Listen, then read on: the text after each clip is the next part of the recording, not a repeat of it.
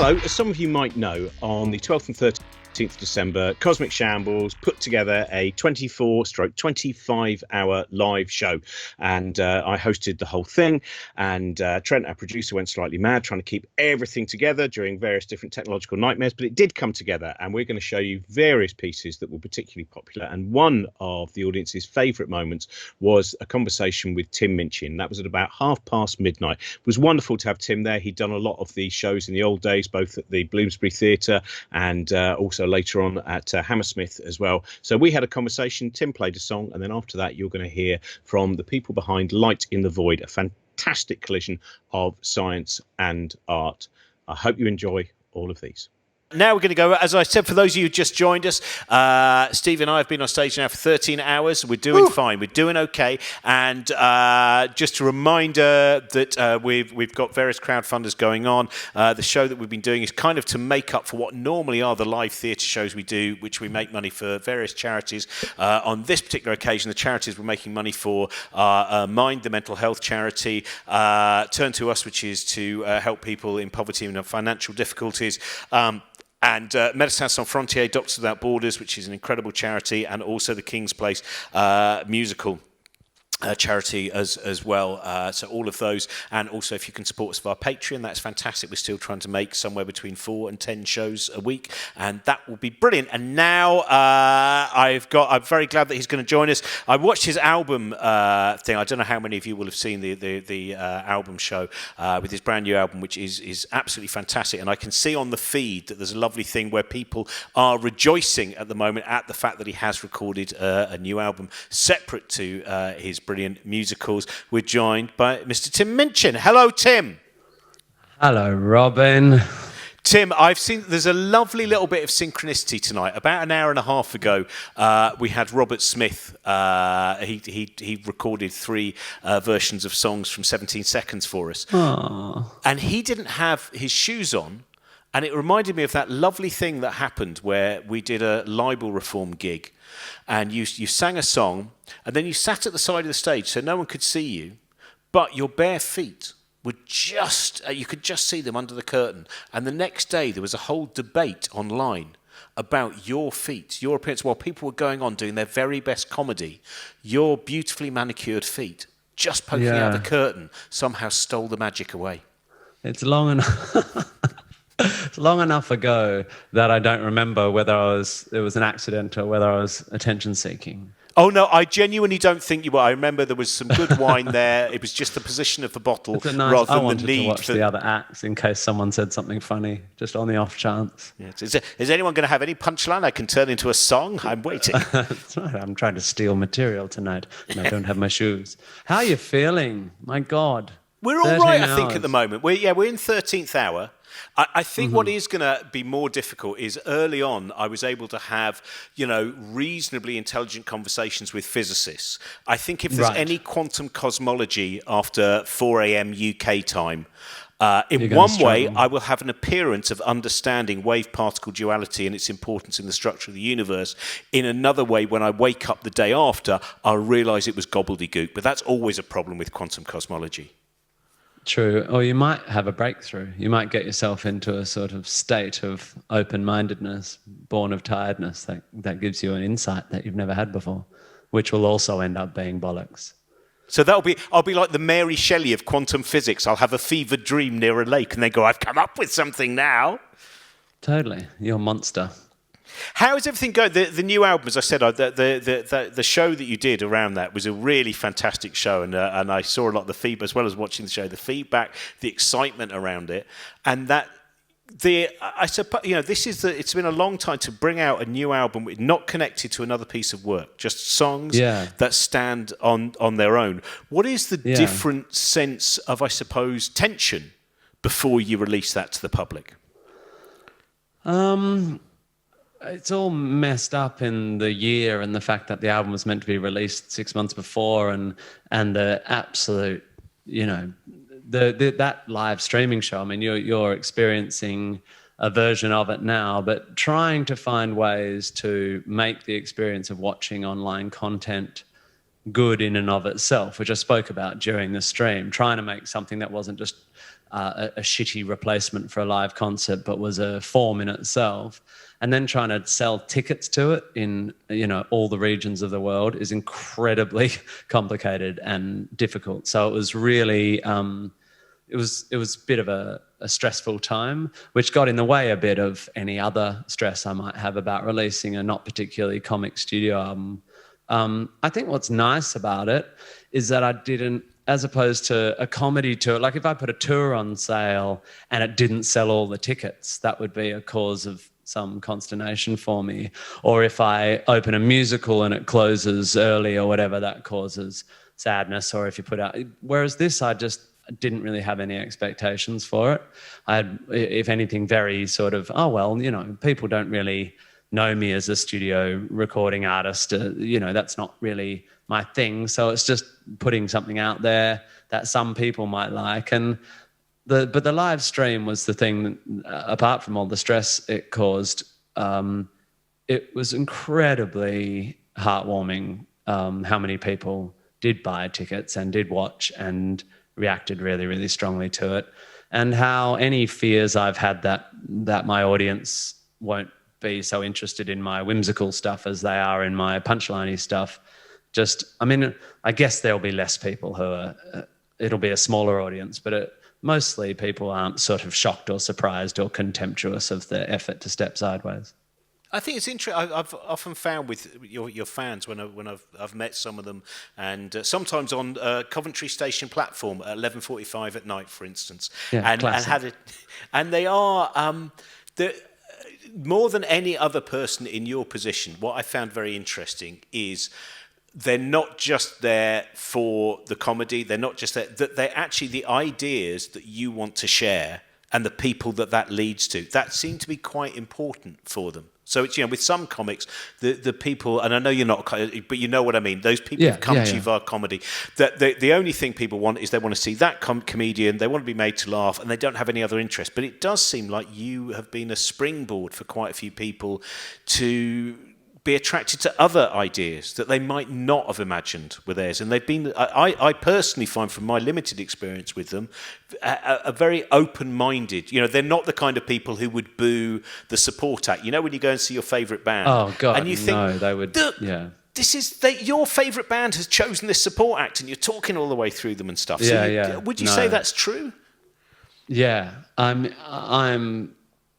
if I ever have sort of self-doubt about what I'm doing in my career or how outspoken I am or am not and the manner in which I'm sharing my beliefs and all that, which is all the time, obviously, but I'm mollified often by going, well, look at the people who are watching and enjoying it.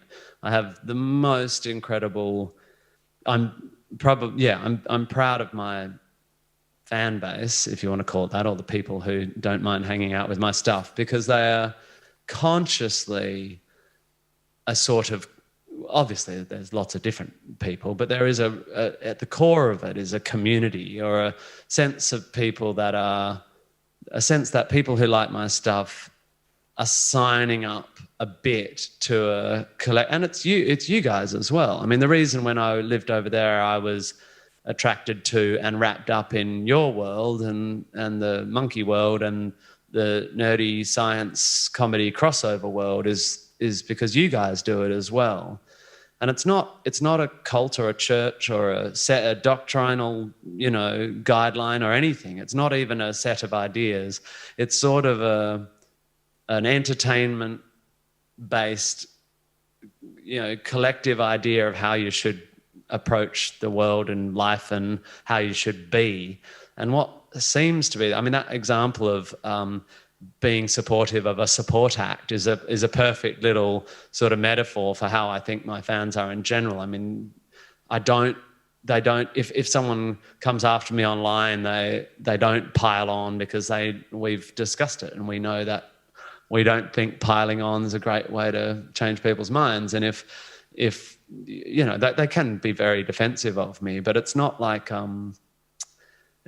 fans of Harry Potter or something where it's like an obsessive world. It's just a kind of really thoughtful bunch of nerds. And if I ever put a support act on before me, they would take it as a matter of absolute pride that they would all go and follow that person on Twitter and, have a look what they're doing as well, because that's the sort of philosophy around the whole thing. I wonder about surprises, reactions of songs. I was just thinking when you were talking there about the first time that I heard the Pope song. And the first time I heard the Pope song, I don't know if you remember this, we were doing a night called Karaoke Circus, Danielle Ward and Martin White's night, where various comedians would go on and sing with a band. And it was in a former gentleman's toilet in Shepherd's Bush. It was one of those kind of nightclubs that had previously been a toilet which had been often used for cottaging and various other things, and now it had become another form of show business. And you went, oh God, I've written this song. Good and times. You see that some of us are still playing those toilets, okay? And and that was, and you played that song. I was thinking, I don't know if I can ever actually do this live. And then a few weeks later, we did a show at the Bloomsbury. And then about 6 months later, I saw you, I think, playing it at the O2. And how often are you surprised when the songs that you've written, not necessarily because of the kind of the content or whatever, ones where you think, I don't know if this will translate. I don't know if my intentions will translate. And then you place it and you give it to the audience and you think, oh, this is unexpected. Yeah, I think what's happened, and it causes me some distress, is that people have decided I'm worth listening to. And this is mostly because I live in Australia now, and this is more a feature of how I'm perceived in Australia, because I'm definitely I'm a contentious thing in Australia.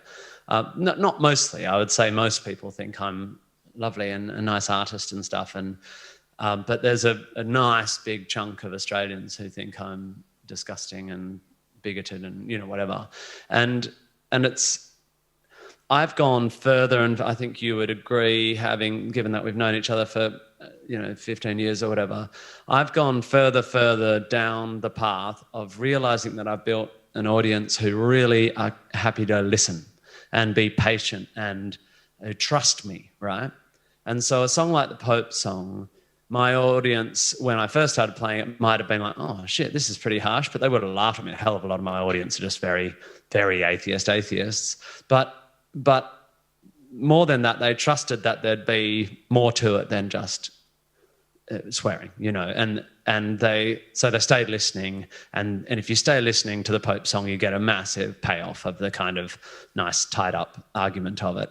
And similarly for people who watch Upright or people who listen to this record, or people who come to Groundhog Day, I have got more and more interested in how much subtext and depth and stuff I can wedge into my pretension.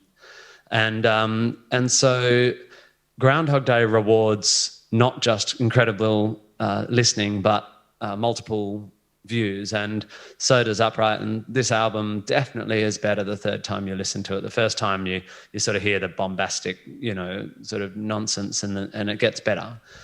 And I love that. I want to make work that bears close examination, right? But unfortunately, the more I do that, the more the people who aren't on board just are completely not. They don't listen past the first bit. So sorry, this is the most self-indulgent long answer to a simple question ever. But I've totally lost the people that I've lost. You know what I mean? So I don't know, that's fine though. Something I've had to get used to as I get older is that you can't please all the people all the time. And unfortunately in Australia, because of my Cardinal Pell song and my Still Call Australia homophobic, my little bits of activism, there's elements of the sort of conservative press and stuff who will just come out after me whenever I say anything that, even if I just do a gentle sort of pro-climate science, thing or whatever, just they pile on. It's pretty interesting. Well, I was talking about this the other day with someone, which is, I think it was with Josie, saying there is a difference. And I know that sometimes we've had conversations with, when you can feel quite kind of bleak and uncertain about humanity. And this fact that the critical voices might have appeared every now and again. You might bump into someone who says, I hate what you do, or maybe there is a newspaper review, or whatever it is. Yeah. But now the awareness that the critical voices, wherever you are probably popping up somewhere on social media, that there's no know, these ghostly voices at times. And I think that has been very damaging to some artists. I think sometimes there's certain people I know who have been, I think, sometimes relentlessly bullied online for just Josie being, certainly. you know, for saying things which are empathetic and kind but politically active. You know, as very often a lot of political activism can come from empathy and kindness in a very good and positive way, and then they'll be beaten down for that. And I know that there are people who've then made artistic decisions which have kind of been a sense of, I can't go out there anymore and I can't say this anymore. Yeah. So how important has that been for you? I mean, that awareness of those voices, which are the minority voices, very often. They're the loud, angry voices. Yeah. I think it's definitely changed. It's parallel to the fact that I have, you know, slowly and without any drama made adjustments to what I'm producing because I think there's too much anger and fury and invective and polemic online, and it's blunt instrument bollocks polemic, but it's still polemic. And I just being edgy and contentious, which is how I, you know, made my name, not particularly edgy, but a bit contentious. I just don't want to be a part of it at the moment. I just don't. When I go, what does the world need now? It's much more musical, sweet musicals than angry songs about God. So that's just part of it. Me post Twitter deciding that I don't want to be part of the shouting. But without a doubt, I find those ghosts, that knowledge that someone somewhere is writing something awful about me, very depressing, as in I get depressed by it. And so the thing is to avoid it. But the other day I was looking for a photo credit. There's this really good photo that someone took of me recently, and getting a good photo of me is no small feat. So I wanted to post it, and I went looking for the photographer, and it was an article by the Australian newspaper, which is a Murdoch newspaper, and the journo wrote this fantastic profile piece about me and my history with pianos. It was a gorgeous piece, but it was published in a Murdoch paper.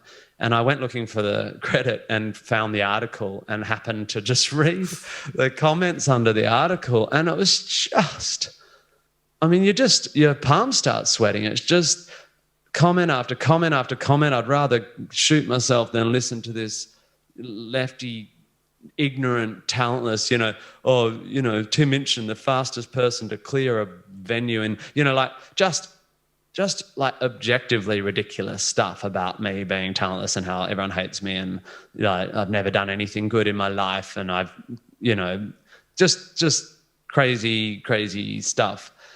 But it's days that lingers, and it would be fair for someone listening or anyone, one of those people, to say, mate, you say this stuff and it's given you a house and, fame and a career, and just toughen up. And I'm like, totally, bro. I totally agree.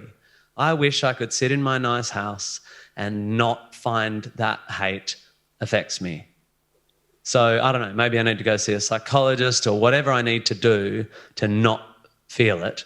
But for now, I feel it. And I think I always will, because getting a house and having a career doesn't make you not suddenly impervious to the public expression of loathing, of just loathing, And so, yeah, I find the knowledge that people hate me incredibly difficult to consolidate with, because it just makes me wonder if I'm awful. I mean, I don't know how to stop that, but it makes me think maybe I'm awful. Yeah, and I'm not asking for sympathy. I'm just answering the question. No, but it's a weird thing. For someone like Josie, I think she gets such awful stuff. Josie Long is one of the, obviously, as you know, I just think she's one of, such a great human being, such a good example of trying to use so much of her work for positive things. And that's the sad thing when we've seen this. We saw it a little bit like the American election, the kind of reaction to the recent one and the one 4 years ago, where you go, one reaction is, ha ha! you lost. Yeah. And another is, we won. And that's such a different thing, isn't it? Which is the joy.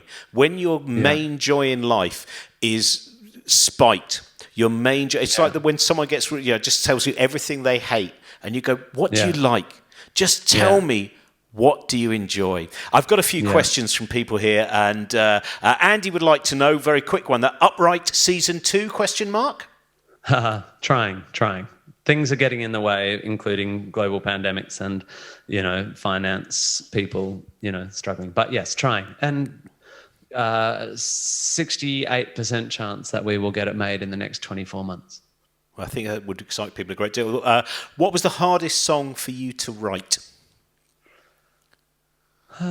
Depends what hard means. I think there's, trying to work out how to get Matilda singing in Matilda, just because she seemed like such an inward person. Her inwardness and her introspection and her non-demonstrative nature felt so vital that it took a year or something before I wrote her first song. But then there are songs that you you've got a long way to go with, and you've got a sense of how you want to tie them up, but you just know it's a big journey. Like on my record, this song, I'll Take Lonely Tonight, you're like, I think I know where this has to go, but I just don't know how to get there.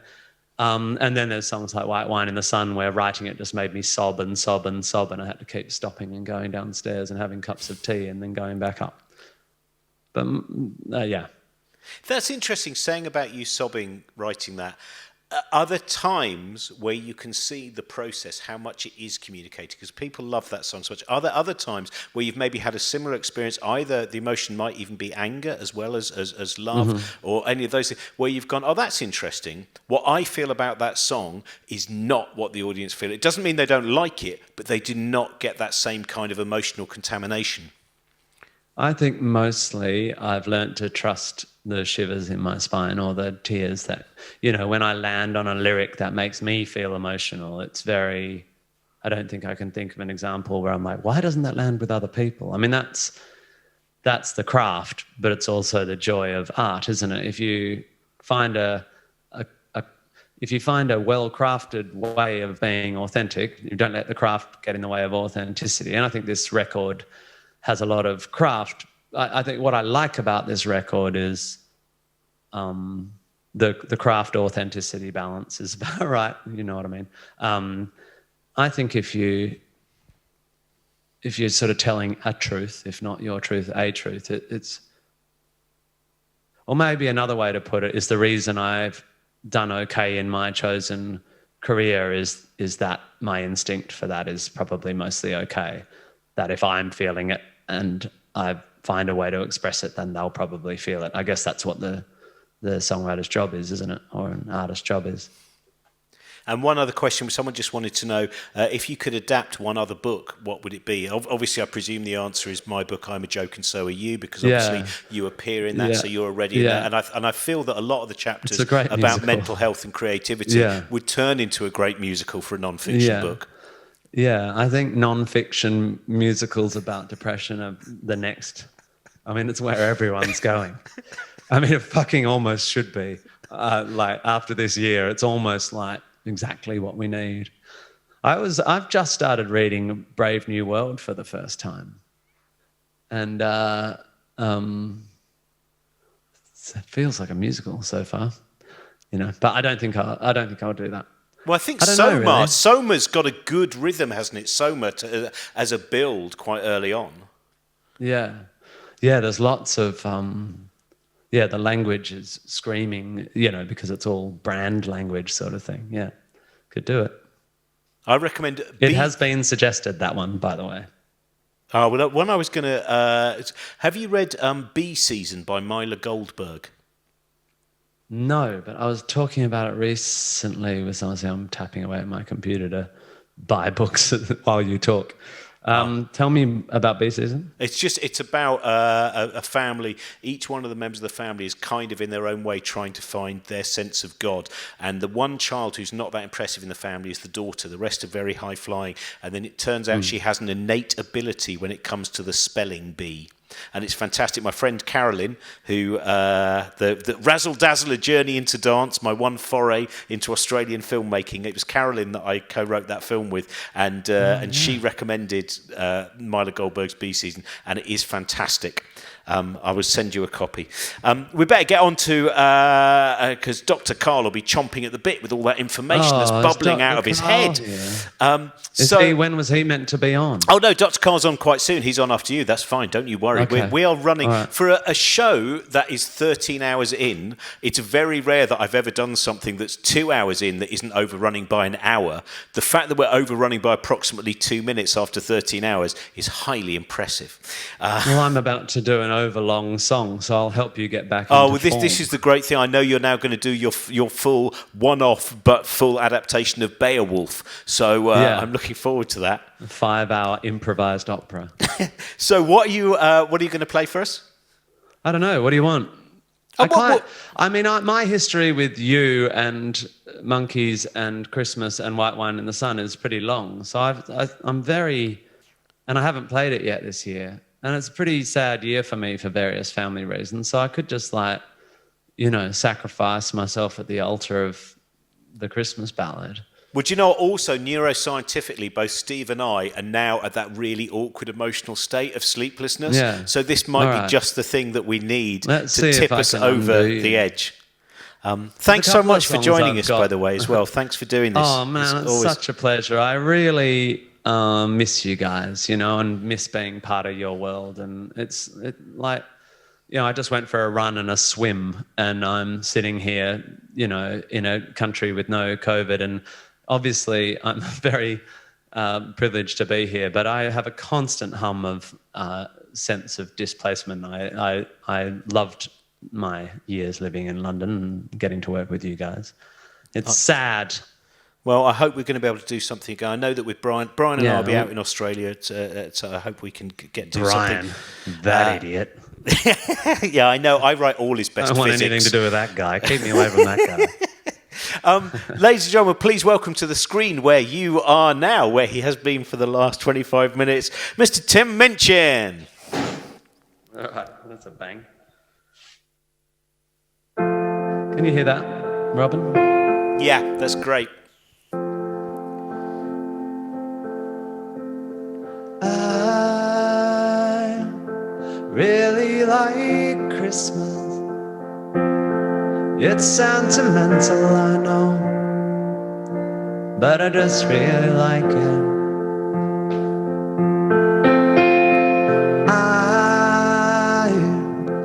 I'm hardly religious. I'd rather break bread with Dawkins than Desmond Tutu, to be honest. And yes, I have all of the usual objections to consumerism, to the commercialization of an ancient religion, to the westernization of a dead Palestinian press ganged into selling PlayStations and beer. But I still really like it. I'm looking forward to Christmas, though I'm not expecting a visit from Jesus. I'll be seeing my dad, my brother and sisters, my gran and my mum. They'll be drinking white wine in the sun. I don't go in for ancient wisdom.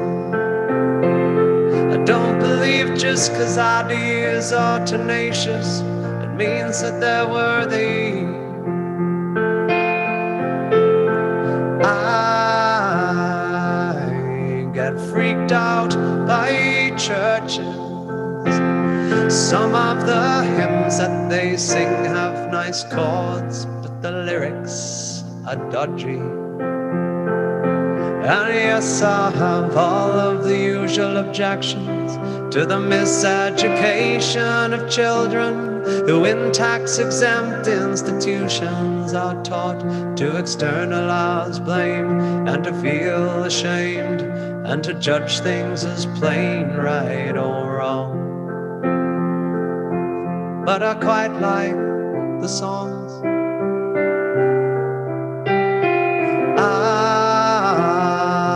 I'm not expecting big presents. The old combination of socks, jocks, and chocolates is just fine by me. 'Cause I'll be seeing my dad, my brother and the sisters, my gran and my mom. They'll be drinking white wine in the sun. I'll be seeing my dad, my brother and the sisters, my gran and my mom. They'll be drinking white wine in the sun. And you, my baby girl, my jet-lagged infant daughter, you'll be handed round the room like a puppy out of primary school, and you won't understand that you will learn someday that wherever you are and whatever you face, these are the people who make you feel safe in this world. My sweet blue-eyed girl. And if my baby girl, when you're 21 or 31 and Christmas comes around and you find yourself 9,000 miles from home, you'll know whatever comes. Your brothers and sisters and me and your mom will be waiting for you in the sun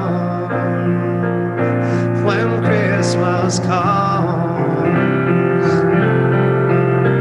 Your brothers and sisters, your aunts and your uncles, your grandparents, cousins, and me and your mom will be waiting for you in the sun, drinking white wine in the sun. Darling, whenever you come, we'll be waiting for you in the sun, drinking white wine in the sun, waiting for you in the sun, waiting.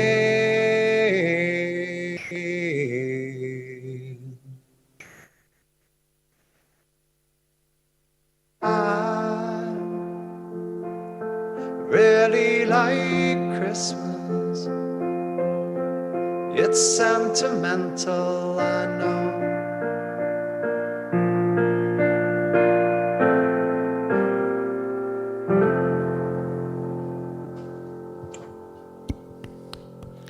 Thank you, Tim.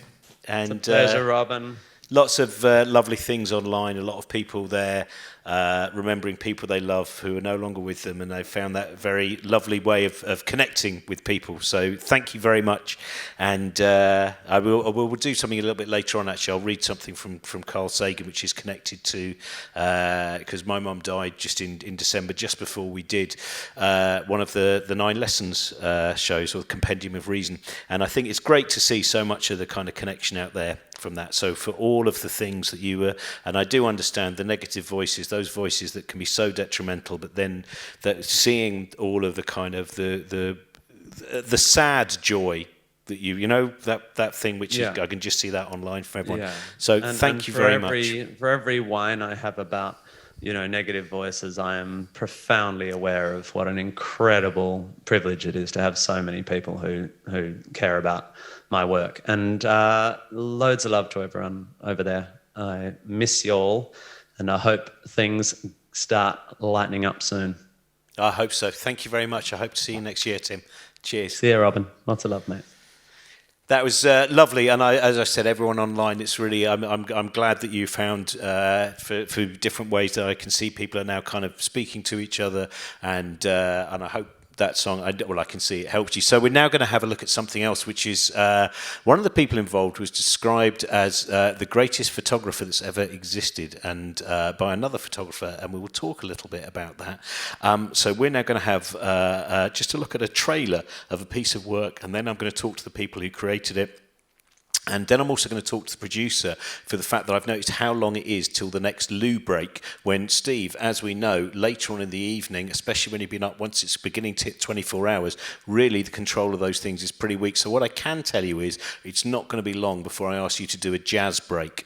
Okay. Thank you for the heads up. So if you want to go to the loo now to cover that will be very, very useful. No problem. Okay. Anyway, let's now have a look at the trailer for Light in the Void.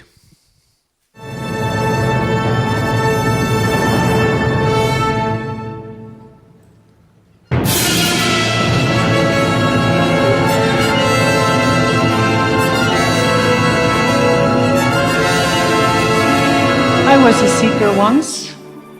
As a young teenager, I found myself in an existential crisis. I was sent here to find someone who was ready for all this. You seem to know everything you need to know, so I'm off.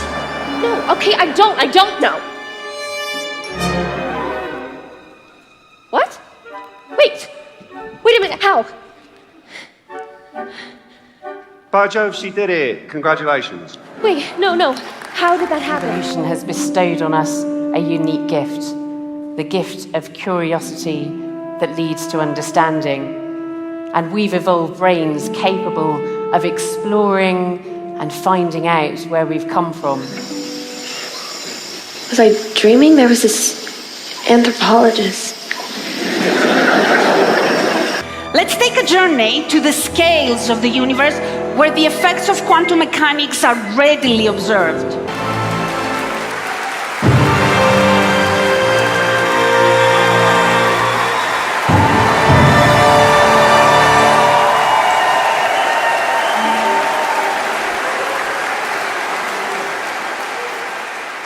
There we are. That was A Light in the Void, and now we are joined by four of the people who are involved in that, including the creators. We're joined by Carolyn, Maria, Tony, and Austin. Hello, all of you. Hello. Hello. This is. Hey, hi. I love seeing that moment where, you know, that bit where just before the camera comes on, you're not sure, and you're just going, when the hell is this starting? It's 10 minutes late. Now I'm in showbiz. That was good. There was a fantastic body movement there. We were just, because we're going to be talking about, I should explain, by the way, because you might not know that where you are. Basically, the two of us who are on stage now, we've been on stage for 13 hours, so we're beginning to slightly lose the grip. But just talking to Tim Minchin before that. And, you know, Tim is someone who has combined very often taking scientific ideas and turning them into songs, finding ways of expressing sometimes quite complicated things. And that seems to be, I want to really run past all of you. So I'm going to ask each one of you this, perhaps starting with you, Carolyn, just because that fascinating thing that I mentioned in the introduction, which is I was talking to a photographer. And they said, she was a portrait photographer, brilliant portrait photographer. She went, oh my God, I can't believe I've just seen the best photographer ever. From your work of taking photographs of, you know, from space. Now, that's an interesting thing because I think there are some who would immediately say, oh, that's not photography. Photography is art. It's not. That your photography is science. Do you still feel there is that kind of that rubbing up in certain people's perceptions between what we consider to be art and what we consider to be science? Well, I don't feel that way. I mean, to me, I set out right from the very beginning in Cassini. We're talking, of course, about Cassini and imaging Saturn. And the mission started on basically November 13th, 1990. It was a very long time ago. And I had it right from the beginning, the idea that I was going to make the images as beautiful as possible. Just it would be the lure to the public to bring them along and make them appreciate what we were doing and they would, therefore be along on the ride with us. If they didn't look appealing, I think there would be a certain segment of the population that would like them, but I think it really hit people in the heart, that they looked beautiful and were immediately able to relate to the images. Of course, that's how our brain system works. Dimensional images immediately interpreted, but they are the means by which we were immediately transported there, precognitive. You didn't have to think about it.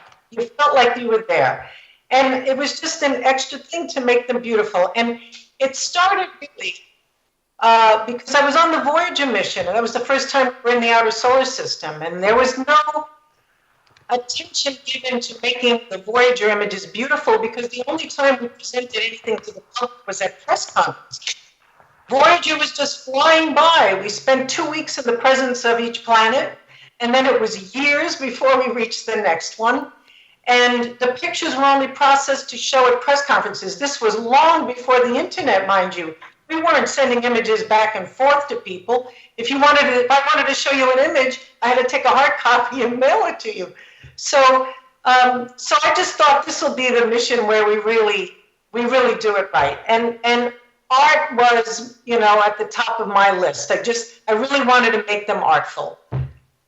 No, I think that does that beauty there. Maria, if I can ask you as well, again, about finding that link by sometimes there are certain ideas which can seem quite abstract for people to deal with in science, and then finding that visual which works as the gateway towards what might be considered to be abstract in terms of the way we generally conceive the world. Have you found, do you feel there's certain methods which you're beginning to become more adept with? Yeah. So before we connected, we were just talking with the others about holography. So yeah, there is a visual. It starts from Plato. In the story of the caves, the visual was that we have the shadows, and based on the shadows, which are two-dimensional, from the people who are in the cave, you see the shadows. You see the two-dimensional sort of images. And from that, you can discern the forms, which are the big ideas behind it. So in string theory and holography right now, we would say that we have a projection of the entire universe on a surface, and we talk about that. We're using visuals for everything. And in some cases, we're using artistic or poetic words to describe our science. So always there is a connection. And I think the reason is because in both arts and sciences, and I want to go and say architecture and engineering, etc., you just create the form and the shape out of what doesn't exist in order to give purpose for actually explaining what you see around you, what you feel inside you. So there is a connection. There's people usually talk about 2 or 3 cultures. There's one culture, and that's the culture of knowledge and exploration, and that's the same in arts and sciences, and I think in all human civilization, every step we make forward is along these lines. Maybe we like to factorize it and to say, well, the artists are more artistic and the scientists are more nerdy. But look at Tony. He's as nerdy as I am. It's true. It's interesting when you mentioned Plato there, because I was just talking with a classicist the other day who said the difference between Plato and Aristotle's ideas of, Plato's desire for the perfect which we could never see, said it may well have been because Plato was very short-sighted. So he was always disappointed by the visual world, whereas Aristotle had much better sight. So he was much less... I love those kind of, fascinating stories. Now, I must ask, so both Tony and Austin, I'll start with you, Tony, in terms of approaching this show and working out, because it's certainly something we've dealt with over here, working out that balance between at this point now, we are allowed to entertain and we're allowed to leave any sense of having to impart knowledge. We detach from that for a while. And do you find getting that balance between making sure people have a fantastic time and their minds are open to the ideas you want to introduce them to, that is something over time that you're able to develop? Yes, so I'm glad you asked that, because that was kind of the central creative question when we first started this project, where we had this incredible opportunity to produce a live show, and Austin and I we've been friends for well over a decade now, and something that's been so intimate and personal to our lives is just how important science is, and it's talked about so much in the popular media as this thing that we all kind of look to and say, yay, science, like good for science, thumbs up for taking that picture, Carolyn, or like thumbs up for working for like creating an institute for quantum information at Caltech, Maria, like good for you. But what rarely gets communicated is what science really feels like. And so what we wanted to do was create a show that was fundamentally an emotional experience. Like we figured the easy thing to do was, okay, well, let's write some beautiful music and let's have like unforgettable TED Talks and let's just score those. And it's like, look, it's a TED Talk, but there's a symphony orchestra like behind it, giving it zhush. It's like, that's the easy way. So we really wanted to create something new, and we decided that we wanted to tell a narrative story in the tradition of classic myth, like a classic hero's journey. And what we got out of it was something like we like to compare it to A Christmas Carol, where we have a protagonist who needs to go on a hero's journey and have a character arc, and she'll be visited by 3 ghosts throughout the evening. But instead of supernatural wonders to teach you to not be a jerk to the poor, like Christmas Carol, our story was about these 3 real-world amazing scientists appearing as apparitions in this show and describing their life work and describing their process, all to this central idea that's core to our show, which is the beauty and the poetry of I don't know, let's find out. I think so that was, yeah. So I was going to say, but that's such a great, also the I don't know. I think I was talking with Andrian recently, and talking about the 2 things, humility and the reminder that of which is often not taught in schools, that to great knowledge, failure is required as well. Part of that journey, that journey of accepting what you don't know, accepting there may be failures on the way, but from that we build a grander picture of the universe.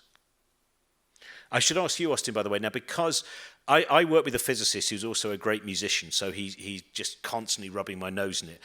Your attitude initially to physics, and I know quite a few physicists who are great musicians as well. What was, in terms of when you were first approaching this project, was this something that you had a deep interest in already? Is that an interest which has grown and changed through working on this? Oh, well, absolutely. My greatest love outside of music has always been science. And so it began as the collaboration with the Colorado Symphony literally began when, I write video game scores as my principal livelihood. And I was conducting my music with the Colorado Symphony in concert. And I had helped produce these shows of music of video games and film music and all these kinds of things. And backstage, literally in the middle of the concert, one of the programming directors for the symphony said, if we were to just give you a night on our calendar to put anything you want, what would you make? And I assume he was expecting me to say something like, oh, I've got this crazy video game music sort of next generation idea. And I said, science and music. I said, I want to, it has absolutely nothing to do with games are my kind of principal vocation. I love the idea, and Tony summarized it perfectly, of as someone who has always grown up with a very amateur's and layman's love of science, like I don't proclaim a sort of a working knowledge of these fields. I try to arm myself as much as I can, but I just I was always enamored of the kind of adventure of it. It never struck me as a cold and heartless discipline, even if, the sort of true methods of it must be very, very kind of careful and empirical by nature. That you don't conflate the point of it with the methodology of it. To me, the point of it was let's see what's over that next hill. And that was rubbed off on me at a very young age by my physician father, who was a diehard lover of all things science. And so I thought, it's weird to me. How can I help create a thing that makes people feel about this endeavor the way it makes me feel? And well, I have exactly one marketable skill. It's throwing music in front of musicians. So that's what I'm going to do. But I want to say, I want to add something as well.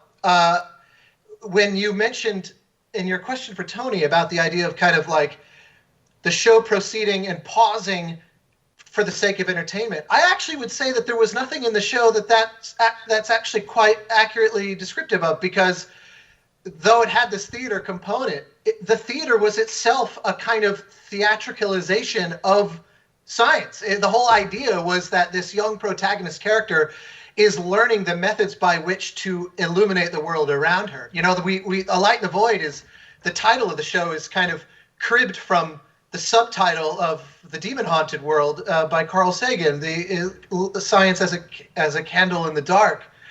And that notion of this young girl trying to figure out how to grow a fire and realizing that it's not knowledge that makes it grow, it's the discovery of her ignorance and then attacking that with excitement. That's what makes the fire grow. So even when we're in the theater and it's not Carolyn, Maria, or Alice on stage, it's actually still explicitly about science at all times. I'm interested to know, I'd like to ask each one of you this, starting with Karen, that there is that moment where sometimes in shows that I've done in the past, there's or with Brian or with other people, there's an idea which you just see ignite so much human imagination. Like in the last tour we did, Brian would explain light cones, and this idea that the speed of light ultimately limited our potential destinies, and it was one of those things that I could sometimes see people being uncertain about, and then you could see that glint in their eye that they were beginning to understand it, and then you'd get maybe a tweet a week later saying, is it? And that, there must be certain ideas. So Carolyn, starting with you, was there, in this show, or indeed any of your kind of your work of communicating scientific ideas, what are the ones that you find have really illuminated people's imagination? Oh my goodness, I don't know that there's any one particular idea. I mean, we don't delve into such esoteric ideas like Maria does, like quantum mechanics. I don't even understand quantum mechanics. So it's more, I think, I mean, my approach to it was just to really dramatize the adventure of it. Not only the, here we have a spacecraft on its way to Saturn, but the intellectual adventure of it. You know, we know this, and look, we've gathered information from the images and from this instrument and so on, and now we put together a story, and it looks like we're facing on this moon, we're looking at this, and you know, we've got 7 more years to investigate this. And really on Cassini, we were at Saturn for 13 years. So it just built. I mean, you know, it built, like, for example, the unveiling of Titan. Titan was a moon with a thick atmosphere on Voyager. Just because of, you could say, bad luck in a sense, the imaging capabilities of the camera started to fall off as we increased in wavelength from the visible to the infrared, started to fall off, where the transparency of the Titan atmosphere started to become greater and greater. So we missed seeing the surface of Titan like by a hair on Voyager, so it was left up to Cassini. And with each flyby, we saw more and more of the surface with the cameras, more with the radar instrument. So this was like the slow reveal of this incredible alien body that we suspected had liquid hydrocarbon seas and lakes on it. And we didn't know what kind of topography on it. And that's what happened. It was just this, I mean, I'm getting goosebumps just even talking about it, because that's what happened over 13 years.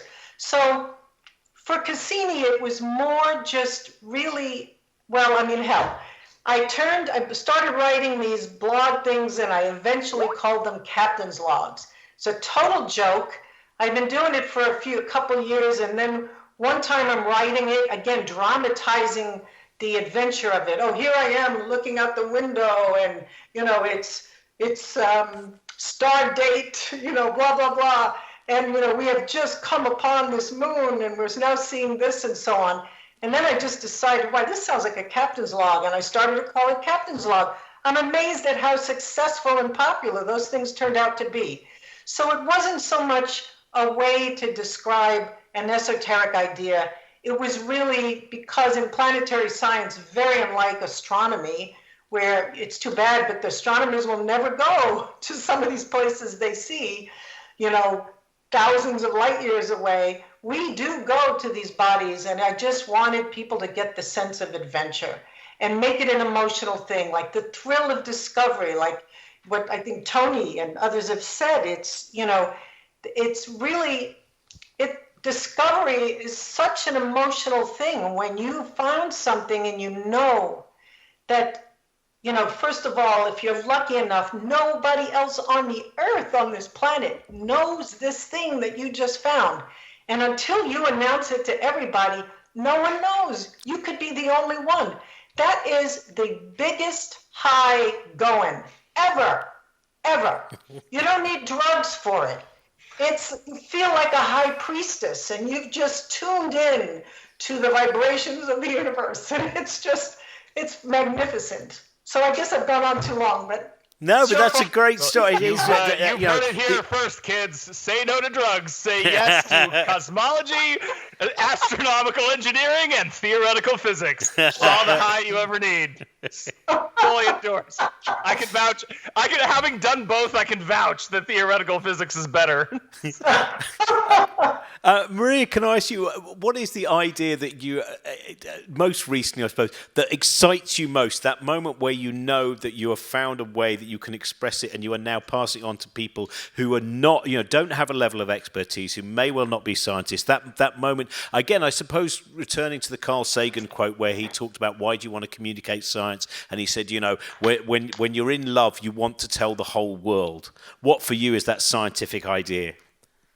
Right. So let me not be the downer, but the one of the most important things that I tell my students, and I don't think I am the best science communicator. I mean, Tony and Austin can get something out of me that it is good, but I am a lab rat. But I will tell you, the thing that I'm telling my students is that according to the budget of the universe, since Tony likes cosmology, most of the universe is dark stuff that we don't understand what it is. And a little bit of the universe is baryonic matter, which is all our good stuff. All ourselves, the stars, the galaxies, everything that Carolyn is talking about that we can detect. So in science, in my science at least, and in experimental science, but I think in science at large, there's about as much as dark stuff, which we call the T-doom. In other words, trying and trying again and building again and failing again. A lot of this where we have to persist. When you come upon a good idea, and there are many good ideas, there can be good engineering ideas, and there can be an idea like Einstein's idea, or it can be the idea of the Higgs boson. These kind of ideas are, I don't know, once every 20 years, once every 30 years. If you come up with a new idea of how to do an analysis, it's very useful. But the real actual meat of the situation where you get things done is the things that you do every day, that you try to tinker with, in my case, with the experiment, so that we can figure out theoretically the important, to have the important understanding of the universe, of what it is, the stuff that we don't understand. So this is not answering your question, but it is answering the question to my students of how do we persist? So the student, how do we persist on that? Because you cannot go and have an idea and get a Nobel Prize in a year. You cannot make a mission in half a year. You need to go into the every day, all the tedium. You need to make new ideas within the tedium in order to progress. I don't know if I'm explaining this well, but I can tell you in terms of ideas that we had in my field and in my newly learned fields of high energy physics, experimental particle physics, where also Brian comes from the other experiment on the ring, in fact. And in fact, one time Brian brought one actor friend of his that played in Inception, Cillian Murphy. Yeah, Cillian Murphy. Mm-hmm. Before Cillian was very known, Brian brought him in one of my meetings, which was a meeting on supersymmetry, and Cillian was terrified with what was going on in the meeting. He thought we are savages. He was trembling.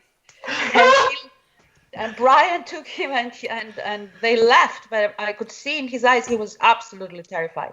But again, so the Higgs boson, the vacuum, the electroweak vacuum, where the universe is sitting in terms of its energy, dark matter and dark energy, what are the ideas we have to understand them?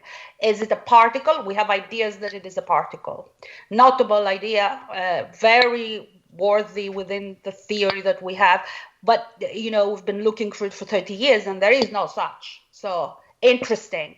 Other people think it's long-range filament entanglements, and then we get into the quantum nature of space-time. How are we going to explore this now from many corners? It's ideas of synthesis. Can we use gravitational waves and LIGO and detectors underground and detectors in space, combine all this information and figure out the origin of space-time and our universe? So these kind of grand ideas, big grand ideas that are happening, but every day in the lab, we have grand ideas of how to implement it and how our with our students, how to implement it. We do have some inspired grand ideas, most of which are wrong, of how to explain a dark sector with a given particle. And then we are proven very fast, very wrong, because the experiment is telling us. So it's a constant, maybe, again, because I'm not so good with it, maybe it's a constant stream of novel ideas, and you have to persist in order to tease out the ideas that will make a difference. And I think the mRNA that we're seeing now for COVID, when I came to Caltech maybe 13 years ago or so, the chair of that division was telling me about mRNA research for vaccines on cancer, and this is the research based on which we created this vaccine so fast, both in BioNTech and in Moderna. This is a lot of work that developed over, and you see how fast actually it just turned, because it's a piece of code, you just turn the coding. But these are brilliant ideas, and you saw the Nobel Prize and for CRISPR for Jennifer Doudna and so on. This is world-changing ideas, but it took a lot of dark matter and dark energy of the stuff that we don't know from which the good stuff emanates. I stop. I said too much. Thank you so much. Yeah. We have actually run out of time. Thank you so much, Tony. Thank you so much, Austin. Thank you so much, Carolyn. So thank you so much, Maria, as well. People can go online as well if you want to see more of that stuff. The trailer, there's on YouTube. You can see what you've seen before and find out more about that show. Alice Roberts, who you saw pop up on that, she's going to be with us at 8 a.m. But thank you. It looks so fantastic, and I really want to see that show because it seems to do so beautifully so many things that I think we're all aspiring to do in terms of that great mix of the inspiration of art and the inspiration of science together. So have wonderful rest of the weekends, and thank you very much. Thank you. Great. Thank you so much. Thank you. That was great. That was really interesting talking there about dark energy as well, because when you've just been told to basically wrap up now because we were overrunning, and then they say actually there's a tech issue, so if you could just now start filling, that's kind of a regrettable thing, isn't it?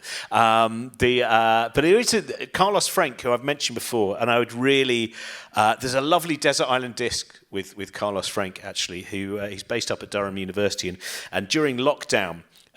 Most Wednesdays, I would kind of meet up with him. We'd have these little, Zoom chats, right. And he would explain the universe to me. We'd talk about a lot of other things as well. He would insist I must see Ingmar Bergman's version of the Magic Flute. He was correct.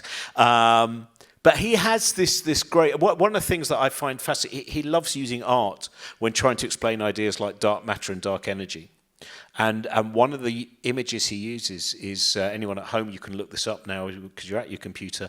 As far as I remember, one of the titles of it has different titles, is The Lovers by Magritte. I don't know if you know it. It's a Magritte painting. Yeah, two people kissing, but they've got their faces covered. Yeah, and he said that to him is part of that thing, is they can't actually see that there is a knowledge there is a sensation of love there, but this thing remains invisible to them. And that's kind of the mission of our journey. And that's the dark matter, dark energy. Yeah, both of those, in particular, I think on that occasion, dark matter, because of course, dark matter and dark energy, the problem is some idiot gave them very similar names to explain very different things. Completely different things, yeah.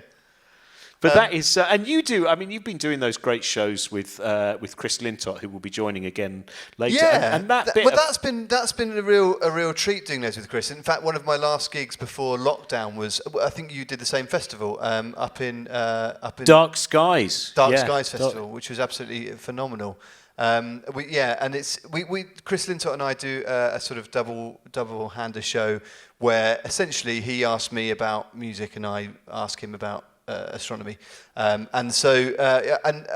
also we look at a bit of the crossover, and I think because there is quite a lot of crossover. One of the things we do in that show, and I've done actually on my podcast as well, is there's exoplanet system, which the planets are in harmonic orbit. So in other words, every time planet A goes round once, planet B goes round twice, and three, and so on. And someone, an astronomer called Matt Russo in the States, has sort of sonified these. So put a note on for each one of these, so he's created this beautiful kind of musical thing. And I do a kind of improvisation with this planetary system 600 light years away, and because again the use of art to, I mean, essentially art and physics both do the same thing, which is to try and explain the inexplicable, or at least reflect, our experience of the inexplicable. And I think music in particular, what's so exciting about it for me